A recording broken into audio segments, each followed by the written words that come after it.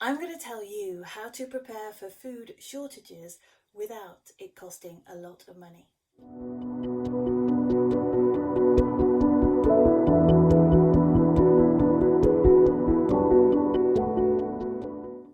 Hi, I am Elysium and welcome to my kitchen. Now, this method is probably going to take the biggest investment, but overall there are benefits. It's called canning, and actually it used to be quite popular until a few years ago. So the availability of canned goods has been very easy recently, and so it seems cost effective to just buy things from the supermarket, but actually it's starting to get to a point now where those resources aren't always so readily available. And so maybe it's time to think about learning a new skill. Now, I got myself a canning pressure cooker a few years ago now, probably about 10 years ago almost. And it's a really big pressure cooker, it's massive, and it can fit loads of these jars in. So I use these WEC jars. They're German, I think. They have a seal. There we go. They're made of glass, and you put clips on them while you cook them. And the vacuum inside, the pressure inside the pressure cooker, puts this seal, an amazing airproof seal. And the stuff in these jars will last for years and years and years, like 5 years. So I've got small jars and I've got big jars. And I taught myself how to make loads of different recipes and can them. So this one is Spanish chicken, and this one is a spicy tomato soup. Now you can experiment yourselves, and it's not difficult to do. It takes time. Obviously it takes time to prepare the food and to cook it, but then what you've got is something that will last you for a really long time, and this is the important thing, without needing any refrigeration or to use a freezer.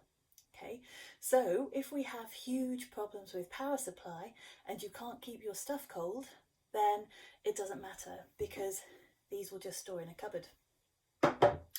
So the cost, there is outlay. I think when I got mine it was maybe about £100, and I did make an investment into the jars, but once you've got those you can reuse and reuse. You do need to use clips, and these rings, you can reuse those a few times, and then you need to top up with fresh ones. So it is, once you've got the equipment, it is fairly economical. And just like I was talking about before, you need to use the best possible version of the ingredients that you're going to can, but you can still buy them in batch, so you can probably get them at a cheaper price. If you were really well organized, you could go and find some fruit and vegetable markets, or you could grow your own produce. That's a really good idea, and then when you had a glut you would be able to preserve them. Now, the thing that you need to think about with canning is your pH levels and the chance of developing botulism inside the jars. Obviously, you don't want to do that. It is the worst possible kind of food poisoning, and it can kill you. And if you are using this kind of food in a time when there is a zombie apocalypse, for example, and it's difficult to get to the hospital, then you don't really want to be causing a difficult medical condition to treat. But saying that, you can learn about how to protect yourself from botulism, and the thing is, you choose your foods very carefully, and you also wash them really carefully as well, because botulism is something which is found in soil, and so if you don't wash your stuff properly when you're preparing it, then you increase the risk of introducing that into that environment. And the problem is that botulism thrives in environments that don't have a lot of air, and so that's why it's associated with canning. But actually, if you look at the reported cases, and canning is most popular in America, if you look at the reported cases, I think the last reported case of botulism from canning was like in the 70s, and people still do this. So, you know, it's not difficult to get it right. It's just another option.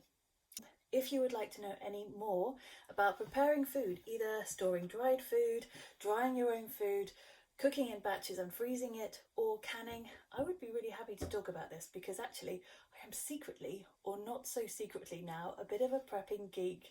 And you can get in touch with the comments below.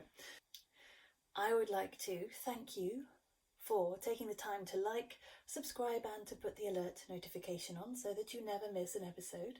And if you like this channel, don't tell me, tell your friends. I'll see you next time. Bye.